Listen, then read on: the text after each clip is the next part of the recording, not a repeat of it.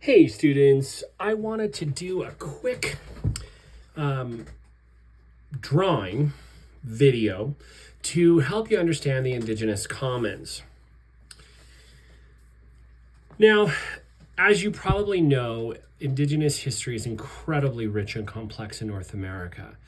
So we really focus on case studies to help us to kind of understand commonalities which may have been shared across the board of Indigenous America. This week you're studying two different common systems. The one I'm going to show you here, which is the Haudenosaunee, that is the Iroquois.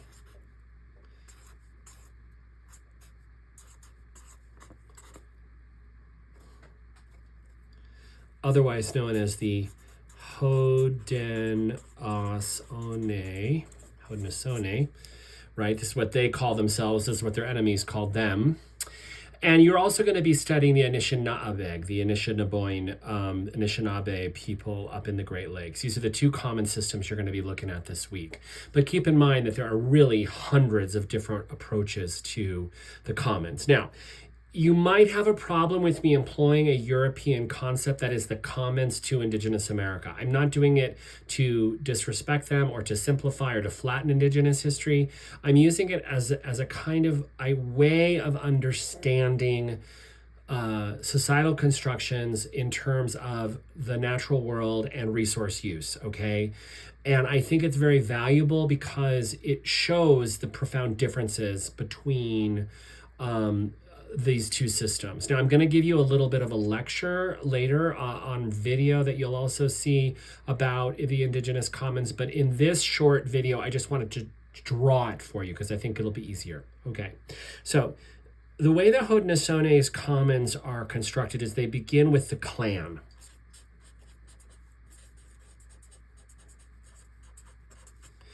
And in Haudenosaunee culture, there are many different clans. They're all based on animals.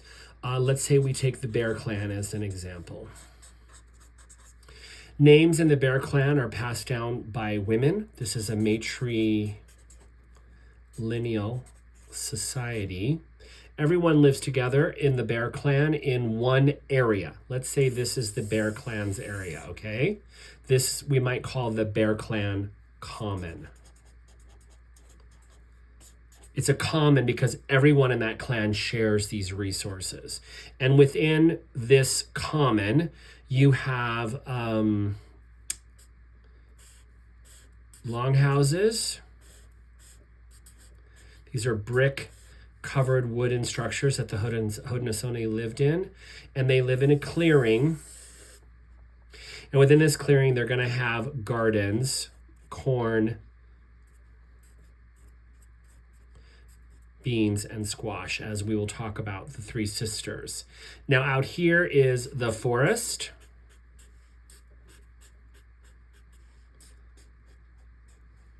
And this is also a common full of wildlife and other forage. All right, so pretty simple. All the clan members live in these longhouses. The men dominate the forest. The women dominate the clearing. In Haudenosaunee culture, women were the gardeners. They garden and cultivate food. Men hunt, forage, and conduct diplomacy. But they share one area together. This is the Bear Clan Common, or there could be a Snipe Clan Common or a Wolf Clan Common. Pretty simple division of labor based on gender, sharing an inside space. Now, the way this gets rich is if you extend or extrapolate from one clan to multiple clans. In Haudenosaunee culture, you'll have another region. So now we're going to talk about the Seneca, let's say. The Seneca are one of 5 original Haudenosaunee nations.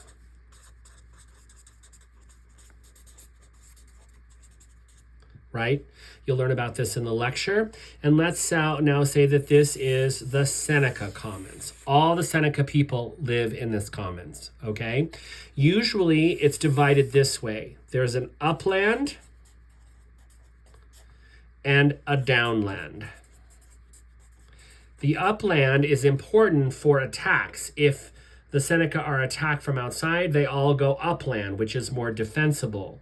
If they are safe and not experiencing attacks, they move to the downland. In the downland is cultivation. So you're going to have often different clan commons within that. And remember, this is just, so now we have bear, wolf, snipe, beaver, and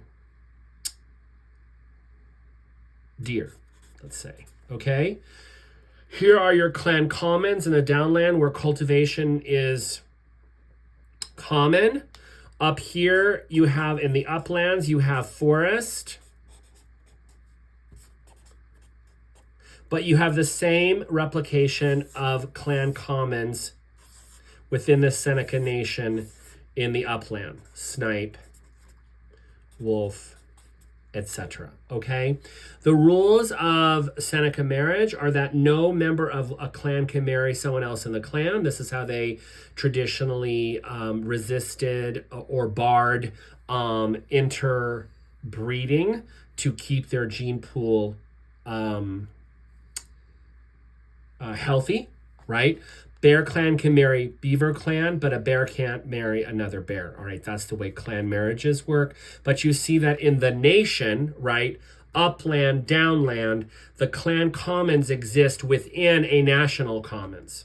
Okay, now what binds this nation together is language, right? They speak a similar language. It's called the Seneca language. Slightly different than other Haudenosaunee languages, and this is how they know their national affiliation. They also know their national affiliation and their national territory or their commons from, so this is the national commons.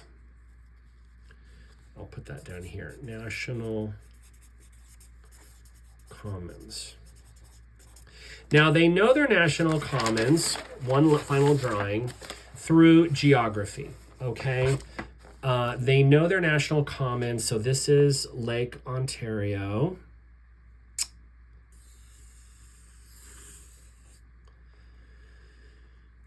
And here is Lake Erie. And here's Niagara Falls.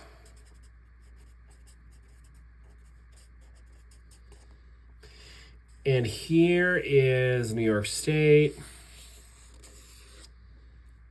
And the Haudenosaunee nations are arrayed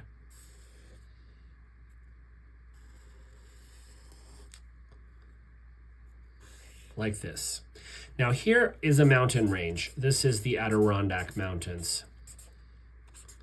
Indians lived there, obviously, but they would only hunt there, right? It's kind of a shared area. You might even think of it as a commons. But here are the Seneca. Here are the Cayuga. Here are the Onondaga. Here are the Oneida. And here are the Mohawk. These are the 5 original nations that made up a third level called the League. Now, this League formation, which we don't know exactly when it happened, but something like the 15th century, made the Haudenosaunee incredibly powerful. Imagine, first, within each one of these nations, you have individual clan commons. And across all of these nations, you have the same clans. You have Bear Clan people in the Seneca Nation, you have Bear Clan people in the Cayuga Nation, you have Bear Clan people in the Onondaga, etc., etc.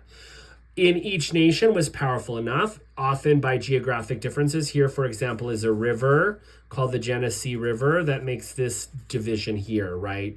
Between the Cayuga and the Onondaga, there's a lake, okay? Things like that. Oneida, there's a lake, okay? So the thing that is important, though, is there's no reason that these nations would have to bind together, but they do bind together to make the League Commons, and this makes them extremely powerful because then they can dominate the entire region. So this is a really fascinating case study of why commons are powerful, is because they are all insider construction, right?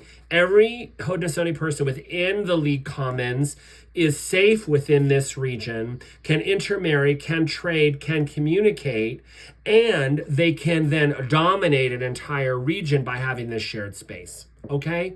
So there were clan commons, nation commons, and League Commons.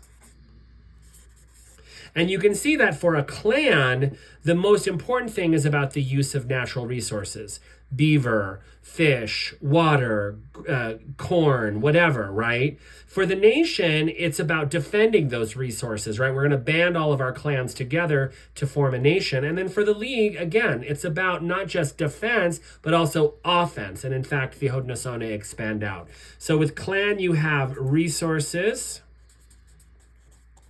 With nation, you have defense, and with the League, you have offense. All right, very simplistic, but it helps you to understand the Indigenous commons, at least for the Haudenosaunee. Now, in your work today, you're also going to be looking at, or this week, you're also going to be looking at the Anishinaabe commons, which are centered around the central Great Lakes. This is the eastern Great Lakes, okay? And just in case you're curious, Manhattan is right down here. Okay,